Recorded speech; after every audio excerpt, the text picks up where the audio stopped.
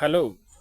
Ekero kwenyora gukwana mang'ana iguru ya musubati, maybe your acquaintance or say omusubati a general friend ochaka gukwana mang'ana amorengete, especially something that is so private, netakire oborwa amaswali amangi sana, especially amaswali arengete ng'a how do you know this person to this extent omanyete ng'a nabwategete amase ase omobere oye gose nomanyete eyanga akobeka eri abantu abange batari korora ayene kikwaye roche. You know, those are some of the issues that we critique.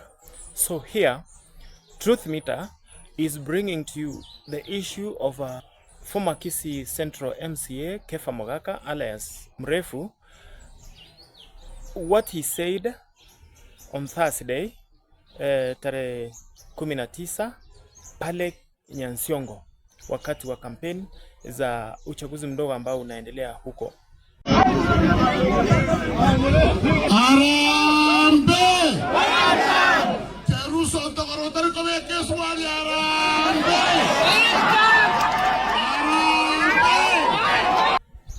This is what I want to say.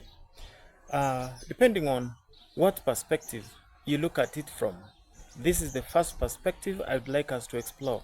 Number one, Mrefu may have meant simply kwamba Jerusha hapendi kuvaa trousers kwa sababu trouser zinaitwa suruali kwa Kiswahili, ama inawezekana kuwa Mrefu alimaanisha Jerusha hafai shorts ama long nusu ile ambayo mnajua vijana wanavaa suruali, wasichana wanavaa suruali. So maybe this is what Mrefu meant.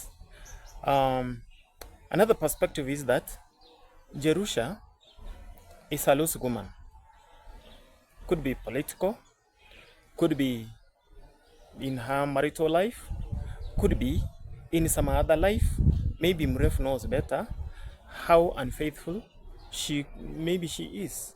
That is another part that we would like to look at. Another perspective into this matter is that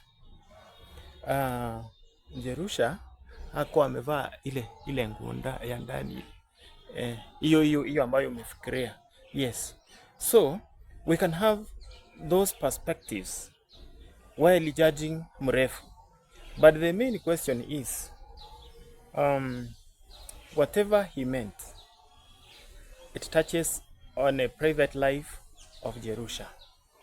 But anyway, hayo ni yake, wacha wapambane na Jerusha, sisi tuko hapa. Hii ni Truth Meter, nitakuwa nawapea mengine mengi zaidi. See you then.